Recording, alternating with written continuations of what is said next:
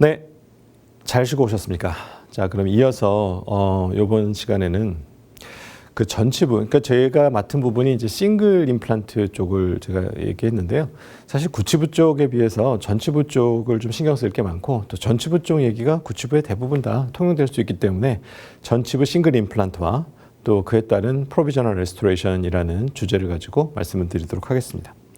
그럼 먼저 싱글 레스토레이션, 특히 전치부의 그 치료 계획은 어떻게 세울 것인가, 무엇을 고려해야 될 것인가를 먼저 보도록 하죠. 세 가지로 나눠볼 수가 있는데요. 이제 이런 거죠. 그 보철을 미리 생각을 하고 수술을 하느냐, 아니면은 수술 환경, 환자의 지금 컨디션 그대로 두고 이 상태에서 최선을 다해서 수술할 것인가. 이게 이제 1번이고요. 두 번째는 이제 보철물이 들어갈 것을 고려해서 어떤 거를 고려해서 어떤 생각을 해야 될 것인가. 마지막으로는 그럼 그런 것들을 생각할 때 왜 우리가 거기다 심어야 되는지, 이렇게 그냥 제가 토픽을 이렇게 나눠 봤습니다. 그래서 먼저 1번 수술 계획을 그냥 보철을 통해서, 지금 이제 앞으로 보여드리는 몇 장의 슬라이드 중에 이 왼쪽 부분, 왼쪽 파트에 해당하는 부분이 보철 결과를 생각하고 계획을 세우고 수술하는 거, 오른쪽은 그냥 수술만 잘하는 거, 이렇게 이제 나눠보도록 하겠습니다. 먼저 이 슬라이드에서는 버티컬한 고려, 어떻게 버티컬 본 리접션이 있었을 때 어떻게 할 것인가. 지금 이제 좌측에서 보시면은 저희가 먼저 보철물이 어떻게 들어갈지를 생각하고요. 그 마지널 리치서부터 생각해서 프리 진주발 마진서부터 생각해서 바이올로지컬 위스를 뭐 4mm를 둔다든지 이런 거를 고려해서 깊이를 정하고 임플란트를 심는 것이고, 우측 같은 경우에는 잔존골, 여기 보시면 잔존골에 맞춰서, 잔존골보다 저희 오스템 임플란트는 1mm 하방으로 심는 게 저희 프로토콜이지 않습니까? 그래서 저게 이제 1mm 하방으로 심었다고 생각을 해봅시다. 그러면 좌측에 보철을 고려해서는 보철물을 예쁘게 만들기 위해서는 본 그래프트가 필요한 상황에서 본 그래프트를 했고 임플란트를 심었고, 우측은 그냥 심었죠. 이제 최종 결과를 보시면 임플란트가 심겨진 높이는 비슷해 보이지만, 이 보시면 보철물의 길이는 얘가 아무래도 길 수밖에 없죠. 저희가 GBR을 통해서 프리 진주발 마진을 위로 올리지 않았기 때문에 저런 조금 아쉬운 결과가 나올 수가 있습니다. 그럼 좀 전에 버티컬과 달리 이제 호라이전탈도 마찬가지입니다. 이제 예를 들면 본에 컨케비티가 있다고 칠 때 임플란트는 이제 이렇게 심을 수는 없으니까 저희가 심고자 하는 자리는 여기인데 여기에 이제 심을 수는 없죠. 그래서 보철을 고려해서 거기에 심을 수 없는데 거기에 심으려고 그러면 역시 여기도 GBR을 해야 되는 것이고, 오른쪽 같은 경우에는 그냥 그래 상황이 이러니까 어쩔 수 없이 그럼 2mm는 남겨야 되겠고 2mm 안쪽에다가 임플란트를 심는 거를 해서 수술을 잘하자, 이렇게 됐을 경우에는 이제 어떤 차이가 있냐면, 좌측에서 보시다시피 GBR을 통해서 했을 경우에는 적절한 자리에 임플란트가 심겨졌기 때문에 좋은 보철물을, 예쁜 보철물을 만들 수가 있는데, 우측에서 보시다시피 그것을 고려하지 않고 링괄 쪽으로, 펠라탈 쪽으로 이렇게 옮겨서 심었을 경우에는 보철물의 형태가, 디자인이 이렇게 리지 랩으로 완전히 감싸는 형태가 될 수밖에 없는 이제 저런 불리한, 심미적으로 불리한 결과물이 올 수가 있겠습니다. 그리고 이제 보철의 타입인데요. 저희 보철 타입이 세 가지가 있었죠. 시멘트 타입, 스크루 리테인 타입, 그 다음에 ER 타입, 이렇게 세 가지가 있는데, 뭐 스크루 리테인드하고 ER이라는 거는 결국 결과적으로 보면은 비슷한 상황이기 때문에 이제 둘로만 나누겠습니다. 시멘테이션 타입과 그냥 스크루 타입으로 제가 이제 나눠서 얘기할 텐데요. 여기 보시면은 요건 지금 스크루 타입으로 할 수가 있습니다. 왜냐하면 액세스홀이 링구알 쪽에 나기 때문에, 링구알은 어차피 환자의 그 이제 레이비알 사이드에서 보이지 않기 때문에 구멍을 만들 수가 있죠. 저렇게 스크루 타입으로 해놨을 때 저희가 장점이 뭐였습니까? 리트리버빌리티였죠. 언제든지 열어서 내면을 확인할 수도 있고, 뭐 스크루 루즈닝이 된다든지 이런저런 아주 마이너한 그 컴플리케이션이 있을 때에도 굉장히 쉽게 해결할 수 있다는 게 이 스크루 리테인 타입의 장점이었죠. 이걸 그대로 전치부에서도 가질 수 있다는 거, 이게 굉장히 큰 장점입니다. 만약에 그냥 수술만 잘한다, 어떤 의미냐, 여기 보시면 이제 레이비알 사이드에 본을 2mm 이상 남겨야 된다라고 아까 말씀드렸다시피, 아까 그 호라이전탈에서 그렇게 그걸 고려해서 난 임플란트를 잘 심었어, 잘 심었는데, 사실 지금 이렇게 심으면은 뭐 당연히 잘 심은 거죠. 방향도 사실 이 정도면 나쁘지 않습니다. 근데 이제 문제는 보철을 고려하면 조금 불리하다는 거죠. 왜냐하면 이게 인사이잘 방향으로 액세스홀이 잡히게 되면 보철물의 인사이잘이나 혹은 레이비알 쪽에 저렇게 액세스홀이 구멍이 생기게 되는데, 저런 상태에서는 저희가 시멘테이션 타입 혹은 ER 타입을 만들 수가 없지 않습니까? 레이비알 쪽에 아무리 레진으로 이제 거기가 저희가 홀을 막는다 하더라도 심미적으로는 보기 안 좋고, 시간이 지나면 아무래도 홀 주변에 약간 스테인 같은 게 생기고 그래서 실제로 임상에서는 저렇게 하는 일은 거의 없습니다. 그래서 인사이잘 혹은 레이비알 쪽으로 액세서리 나올 것 같다 그러면 거의 반드시 시멘테이션 타입을 써야 된다는 게 이제 그런 게 좀 단점이 되겠습니다. 보시다시피 좌측은 홀이 링괄 펠라탈 쪽에 있는데 이렇게 수술만 고려해서 인사이잘 쪽으로 예쁘게 잘 심어놨는데 안타깝게도 액세서리 이제 인사이잘 쪽에 있어서 보철물을 저렇게 만들 수밖에 없는 혹은 저렇게 만들지 않기 때문에 결국은 시멘테이션 타입밖에 안 되는 그런 상황이 되겠죠. 이제 두 번째 이제 큰 고려 사항이 이제 보철과 관계된 얘기입니다. 저희가 하고자 하는 보철물은 어떻게 하든지 자연치하고 담는 거죠. 자연치하고 유사하게 자연치를 흉내내는 이런 형태의 보철물을 만들고 싶은 것이고, 그러려면은 저희가 이제 탑다운 임플란트 그 플래닝이라고 해서 먼저 프로세시스를 먼저 디자인하고, 그럼 그게 들어가기 위해서는 그 밑에 어버트먼트가 어떻게 생겨야 되고 어떤 위치에 있어야 되고, 그리고 그 어버트먼트가 거기에 들어가려면 뭐 임플란트 위치는 이미 정해지는 거니까요. 이렇게 픽스처까지를 이제 고려하는 걸 저희가 이제 탑다운 임플란트 플래닝이라고 했었습니다. 그리고 이걸 가장 잘할 수 있게 해주는 게 이제 원가이드라고 저희가 좀 말씀드렸습니다. 앞에서도 잠깐 말씀드렸고 뒤에서도 또 나오겠지만 저희가 이제 바이올로지컬 리스크를 고려한다든지 그다음에 인접 치료부터의 그 떨어지는 거리 이런 것들을 고려했을 때 딱 임플란트가 들어갈 자리는 사실 딱 한 군데밖에 없습니다. 좀 전에 이제 프론탈이었고 인사이저에서 봐도 마찬가지입니다. 저희가 레이비알 쪽에 2mm는 남겨야 된다고 그랬죠. 지금 붉은 라인으로 지나가고, 그다음에 이제 여기서는 이제 심어도 되는데 그 보철적인 면에서 레이비알 쪽으로 액세서리 잡히게 되는 거고, 지금 이 파란 라인은 인사이얼 쪽으로 액세서리 잡히는 것이고, 그다음에 여기 지금 빨간 선 좀 두 개 그은 거는 인접치로부터 1.5mm 떨어져야 된다는 거. 요거 지금 그어놓은 거라서 그렇게 따지고 볼 때 남는 거는 폭이 딱 5.5mm, 상하 전체 같은 경우에 5.5mm밖에 안 남는다는 거죠. 그래서 여기에 들어갈 픽처는 사실은 거의 정해져 있습니다. 그러니까 어느 사이즈, 뭐 이하, 지금 같은 경우에 이제 4.5나 4.0, 경우에 따라서는 3.5도 심을 수 있겠지만 저렇게 들어갈 것이 이미 정해진다는 거죠. 세지탈로 봤을 때도 마찬가지입니다.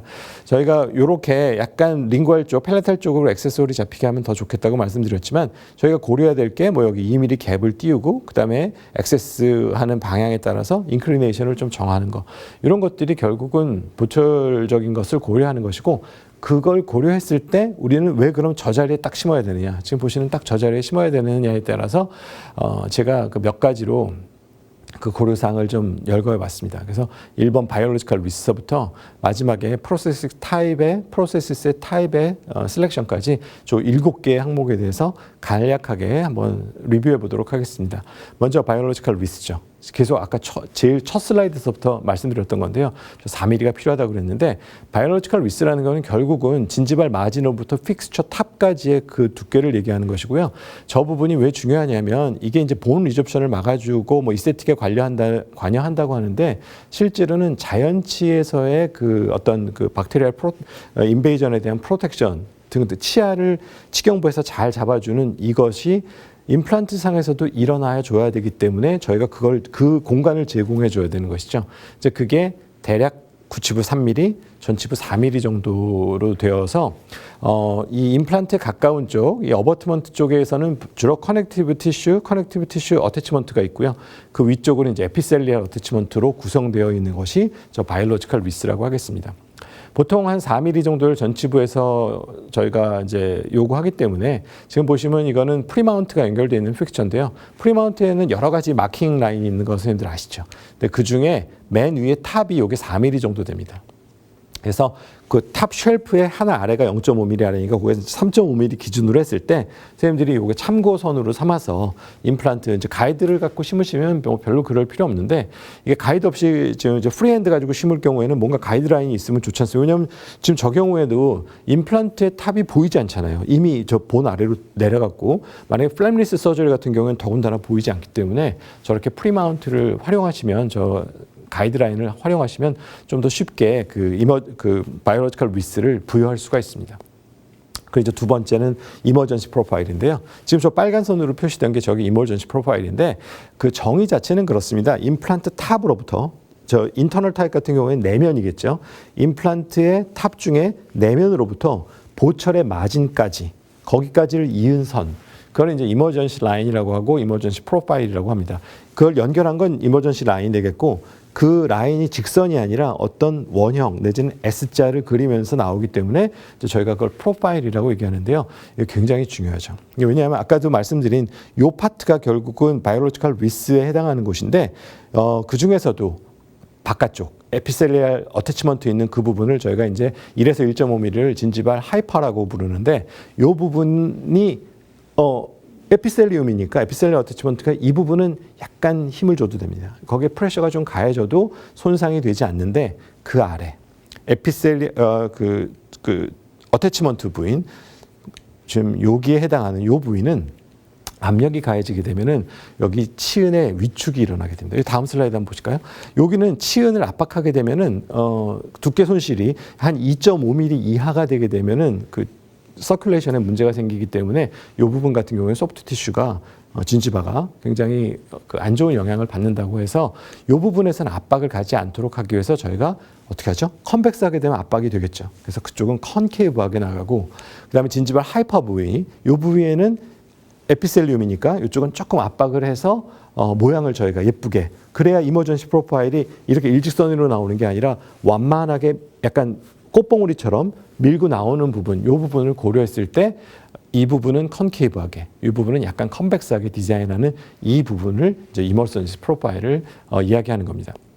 만약에 지금 이제 저희가 4mm를 깊게 심었다고 치고 마진으로부터 뭐 마진은 보통 일반적으로 치은보다 이제 그 어버트먼트와 크라운의 마진입니다. 그거는 치은보다 약간 1mm 정도 연하로 한다고 쳤을 때 커스텀 어버트먼트 이렇게 디자인하겠죠. 그죠? 크라운의 마진은 치은으로부터 약 1mm 하방으로 이렇게 설계를 합니다. 이게 커스텀 어버트먼트를 디자인했을 때는 사실은 별 상관이 없는데요. 이걸 스탁 어버트먼트를 쓴다고 가정해서 제가 몇 개의 그림을 그려봤습니다. 자, 1번. 여기 보시면은 꽃봉오리가 굉장히 아래에 있는 거 보이시죠? 이게 지금 진지발 하이트를 1mm짜리 어버트먼트를 썼을 경우에는 이렇게 되겠죠. 그러면은 1mm 하방에서 그 마진이 잡힐 때니까 여기서부터 보철물의 마진이 결국 지금 빨간 선으로 보이는 이게 되지 않겠습니까?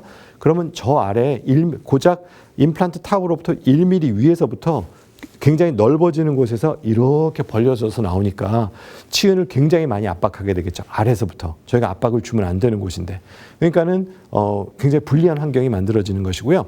제가 2mm는 건너뛰고 3mm를 그려봤습니다. 이게 3mm는 결국 마진이 진지발 하이트가 3mm라는 얘기는 저희가 설정한 1mm 서브까지 딱 그 어버트먼트로 나오는 거니까 지금 보시다시피 굉장히 예쁘게 이머전시 프로파일 파란 라인과 그다음에 그 빨간 라인이 결국은 겹쳐지는 가장 이상적으로 이머전시 프로파일을 만들 수 있는 저런 그 어버트먼트 선택이 되겠습니다. 선생님들께서 스탁 어버트먼트, 뭐 트랜스퍼나 뭐 솔리드나 뭐 이런 것들을 선택하실 때에는 진지발 하이트 선택을 그러니까 선생님이 수술하신 것과 잘 맞춰서 하셔야 됩니다. 뭐 그거를 판별하는 거는 여러 가지 방법이 있습니다. 예를 들면 힐링 어버트먼트 사이즈를 가지고 그걸로 계산을 해서 진지발 하이트를 결정하다든지 이제 그런 방법 등으로 쓰셔서 적절한 진지발 하이트를 가져셔야 된다는 것이고요.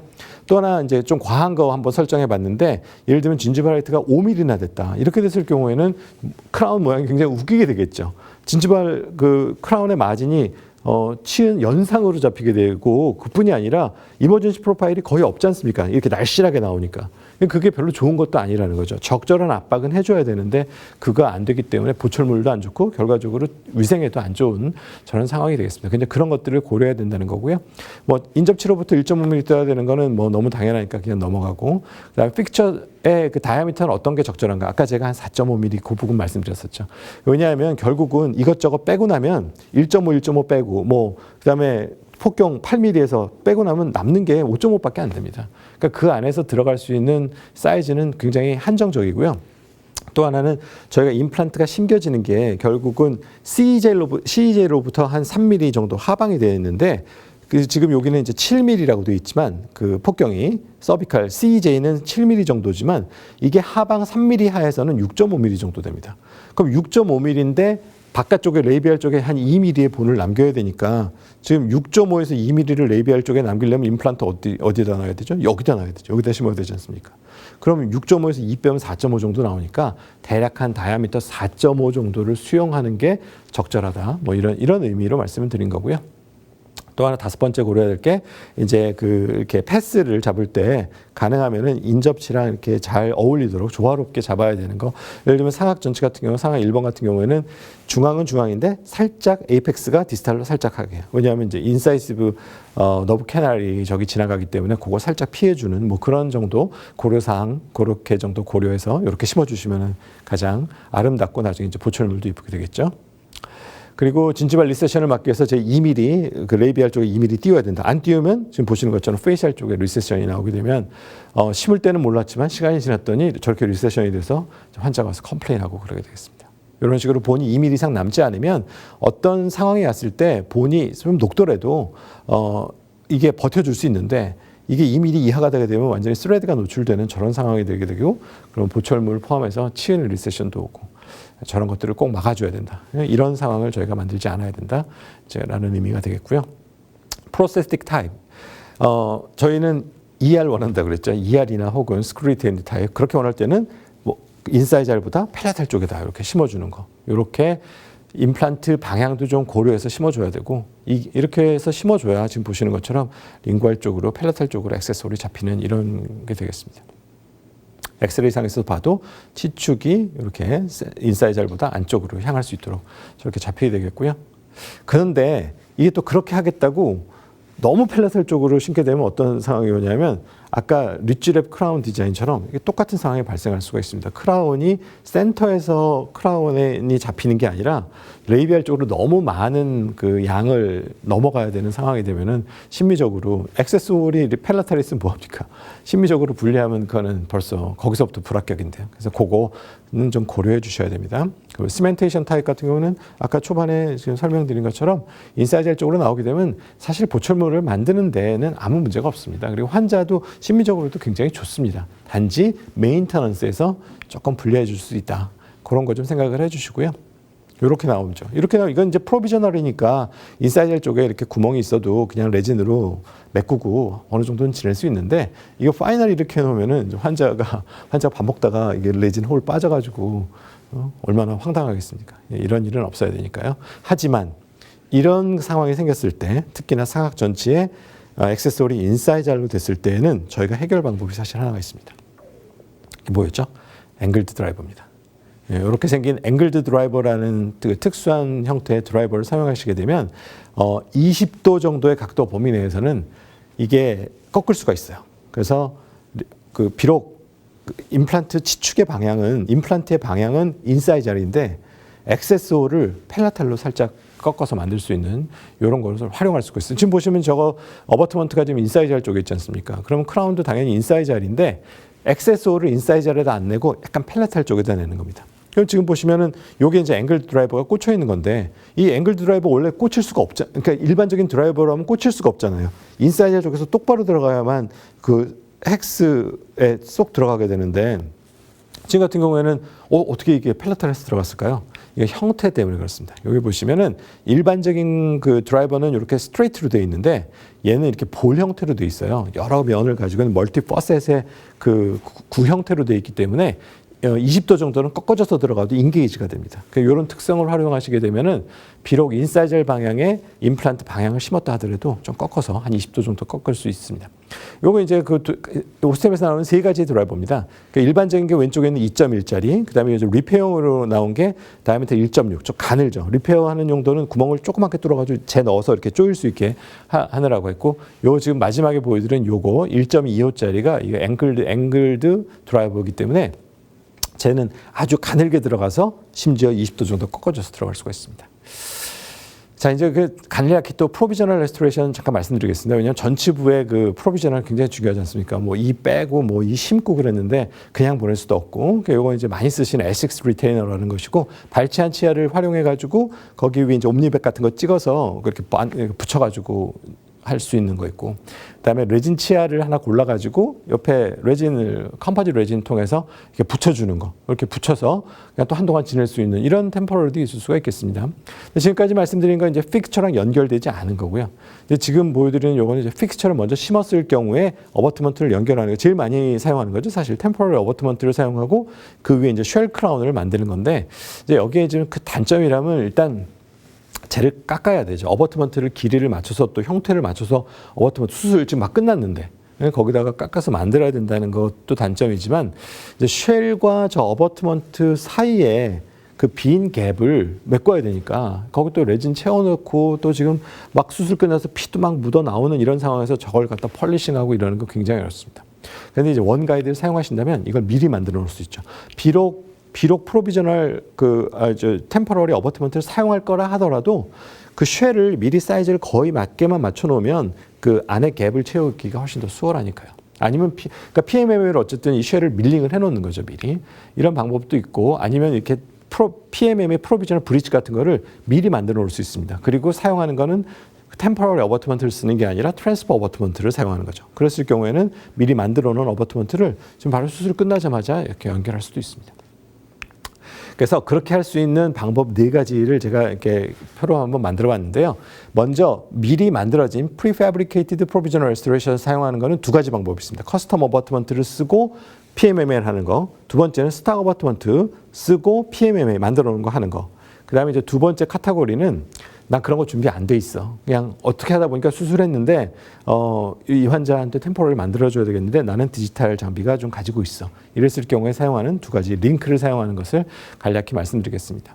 첫 번째 이제 커스텀 어버트먼트와 PMMA 쓰는 거는 사실 여러분들이 원가이드 주문하시면 제일 많이 하는 겁니다. 어버트먼트도 커스텀 어버트먼트로 미리 만들어져 있고 그 위에 당연히 딱 맞는 PMMA가 만들어져 있기 때문에 수술이 끝나자마자 바로 어버트먼트 연결하고 크라운 연결할 수 있습니다. 제일 쉽죠.